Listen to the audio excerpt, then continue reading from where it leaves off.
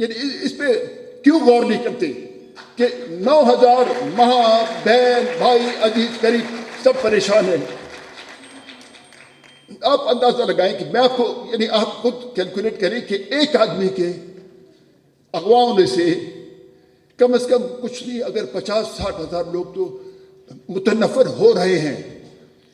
آج ہم جیسے لوگ ہم جو وفاق کی بات کرتے ہیں, ہم مضبوط وفاق کی بات کرتے ہیں, ہم یعنی زیادہ اختیارات کے ساتھ وفاقی اکائیوں کی بات کرتے ہیں, اب حالات اس طرف جا رہے ہیں. یہاں ہمارے پشتونخوا کے دوست نے بالکل صحیح کہا, حالات اس طرف جا رہے ہیں کہ ہم لوگ جو وفاق کی بات کرتے ہیں, ایک طرف وہ بلوچ مسلح جو آزادی کی تحریک چلا رہے ہیں, ایک طرف پاکستانی فوج, یعنی اس طرف بھی بندوق اس طرف بھی بندوق, اور بیچ میں ہم نیتے لوگ جو ہم وفاق کی بات کرتے ہیں. کل کے دن ہمارا حالت یہ ہوگا کہ ہم اب بلوچستان میں بلوچ علاقوں میں وفاق کا لفظ اپنے منہ سے نہیں نکال سکیں گے. اس میں نقصان کس کا ہوگا؟ اس میں نقصان اس ریاست کا ہوگا, ہم سب کا ہوگا. ہم جانتے ہیں, ہم یہ چیز بھی ہم جانتے ہیں کہ ہم آزاد ریاست تھے, ہمیں مسٹر جناح نے آزادی نہیں دلائی, بلکہ مسٹر جناح ہمارے وکیل تھے, بلکہ مسٹر جناح ہم نے یعنی ریاست کلات نے اپنے دولت سے نومولود پاکستانی ریاست کو ایک بیل آؤٹ پیکج دیا. قائد اعظم محمد علی جناح کو انہوں نے ہیرے جواہرات میں تولا, اور یہ بھی اللہ کا شکر ہے کہ محمد علی جناح دبلے پتلے آدمی تھے. اگر وہ بڑے آدمی ہوتے تھے شاید ہمارا سارا مال بٹور کے لے جاتے.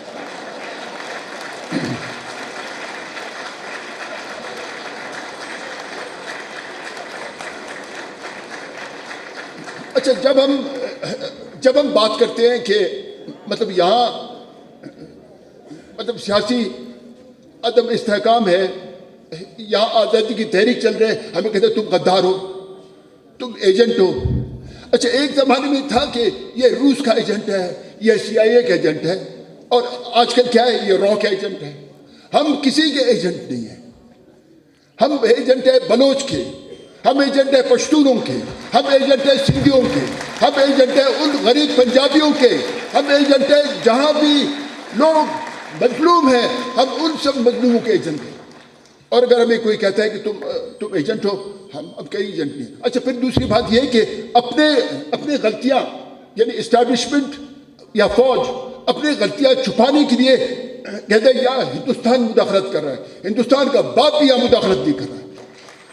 یہاں اگر کوئی جدوجہد ہو رہی ہے آزادی کے لیے, یہاں سارے بلوچ ہیں یا کوئی سندھی ہے یا پشتون ہے یا کوئی وہ ایک یہ گلبشن یادیں کیا نام ہے اس کا, یہ جو اس کو بھی جہاں ہم نے سنا ہے, اس کو بھی دھوکے سے چھاپار سے گرفتار کر کے ان کو پاکستان کے حوالے کیا گیا ہے. تو ہم مطلب جو ہم دیکھ رہے ہیں کہ اگر ہم پہ الزامات ہیں سندھیوں پہ پشتونوں پہ کہ ہم پاکستان کو کمزور کر رہے ہیں, لیکن ہم سمجھتے ہیں کہ پاکستان کو ہم کمزور نہیں کرتے ہیں. ہم وفاق کی بات کرتے ہیں, ہم وفاق میں اختیارات کی بات کرتے ہیں. ہم مضبوط وفاق اس وقت مضبوط ہوگا جب وفاقی اکائیوں کو آپ مکمل اختیارات دیں گے. ہم کہتے ہیں کہ ہمیں اسلام آباد کا پیسہ نہیں چاہیے, ہمیں کسی کا پیسہ نہیں چاہیے, ہم بھوکے ننگے بے روزگار ہیں, بے تعلیم ہے, جو بھی ہمارا حالت ہے آپ ہمیں ہماری حالت پہ چھوڑ دو, لیکن اس وفاق کو آپ بچاؤ. آخر میں سب حاضرین کا شکریہ ادا کرتا ہوں اس بلوچستان پیس فورم اور یہاں جو یعنی امیجننگ آف پاکستان. تو یعنی میں مطلب یہ جو ٹاپک دیا گیا ہے کہ ری امیجننگ آف پاکستان, آیا آپ کے پاس اختیار ہے کہ آپ ری امیجن کر سکیں؟ آپ کے پاس اختیار ہے کہ آپ اس معیشت کو ری امیجن کر کے اور اس کو ریالٹی میں بدلیں؟ نہیں, آپ کے پاس اختیار نہیں ہے. آج بھی اختیار پاکستان کی فوج کے پاس ہے. آج بھی پاکستان کا فوج بالکل سیاست میں ملوث ہے. ابھی آپ دیکھیں نا کہ باپ پارٹی बाप पार्टी 2.5 घंटे में बनी। बाप पार्टी वाले कुछ पीपल्स पार्टी में चले गए, कुछ मुस्लिम लीग में चले गए, और कुछ बेचारे जो मुस्लिम लीग या पीपल्स पार्टी के बस से रह गए थे, वो रिक्शों पर वो जाना चाहते हैं, लेकिन उनका रास्ता बंद किया हुआ है। उनका रास्ता उन्होंने बंद किया कि आप बाप को जिंदा रखें। अब बाप कब तक जिंदा रहेगा इस ब्लड प्रेशर में, इस शुगर की बीमारी में, वो फिर अल्लाह जानता है। मिफ्ताह साहब ने अभी बात की स्कूल्स की। अभी मैं आपको कहूं कि हमारे बलोचों में, पश्तूनों में तालीम का रुझान बहुत है। बहुत कम ऐसे हमारे खाली स्कूल होंगे जहाँ शायद कोई टीचर न हो या जहाँ कोई यानी तालीम के बारात न हो। लेकिन मैं कहता हूँ कि हमारे यहाँ वालिदैन खौफ से अपने बच्चों को यूनिवर्सिटी, कॉलेज, स्कूल नहीं भेज रहे। हमारे स्कूल के बच्चों को भी उठा के ले जा रहे हैं। अगर कोई हाकिम समझता है कि हम अगवा करके, मारधाड़ करके हम इनको यानी अपना बात मनवाएंगे, ठीक है, उस वक्त हमारे दिल में खौफ होगा। और मैं भी डरता हूँ। मैं अल्लाह सुब्हानहू व तआला से कम डरता हूँ, पाकिस्तान के फौज से ज़्यादा डरता हूँ। अल्लाह सुब्हानहू व तआला गफूर रहीम है, पाकिस्तान का फौज गफूर रहीम नहीं है।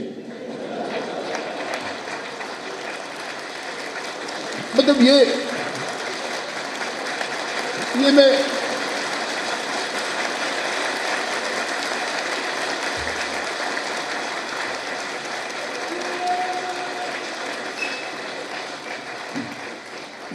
अब आप देखिए, जब हमने हुकूमत बनाई तो ग्वादर पोर्ट सिंगापुर अथॉरिटी एक कंपनी है जो सिंगापुर में रजिस्टर्ड थी। मैंने जोर से मैंने छुड़वाया ग्वादर पोर्ट अथॉरिटी, ये जो सिंगापुर पोर्ट अथॉरिटी कंपनी को मैंने फारिग करके, और हमने टेक ओवर किया। चेयरमैन ग्वादर पोर्ट अथॉरिटी हमारा था। हमने नेशनल लॉजिस्टिक सेल से हमने ज़मीन खाली करवाया, हमने अकील डैडी से हमने ज़मीन खाली करवाया, हमने नेवी से ज़मीन खाली करवाया।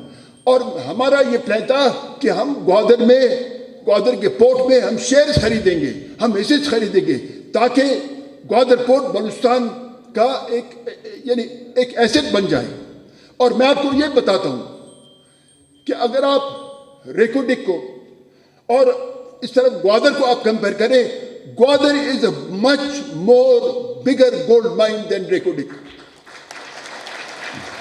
हम जिस तरह चाइना सेंधु को खोद मोद के हमारे लिए खड्डे और तेजाब छोड़ के गया है, इसी तरह ये जो नया कंपनी है, ये नया कंपनी भी रेकोडिक को खोद खाद के वो चला जाएगा। लेकिन ग्वादर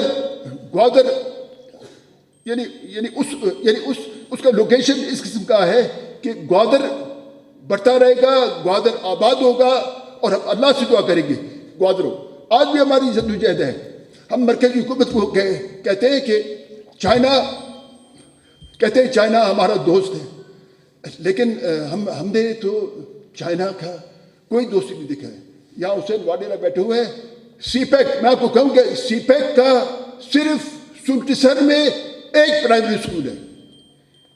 सीपैक के पैसों से एक प्राइमरी स्कूल बना है, बाकी है कोई ग्वादर में कुछ और कुछ भी नहीं है। न पीने का पानी है, न कोई स्टेडियम भी इन्होंने खुद बनाया।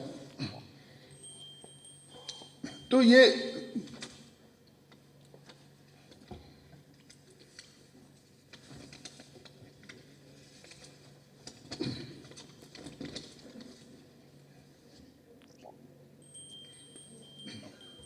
अभी जो हम सुनते हैं, जो हम देखते हैं, इंटरनेशनल मॉनेटरी फंड और वर्ल्ड बैंक, ये दो सिस्टर ऑर्गेनाइजेशंस हैं। अब इंटरनेशनल मॉनेटरी फंड वो सियासी इदारा है और वर्ल्ड बैंक के थ्रू वो पैसे देता है, लेकिन हम देख रहे हैं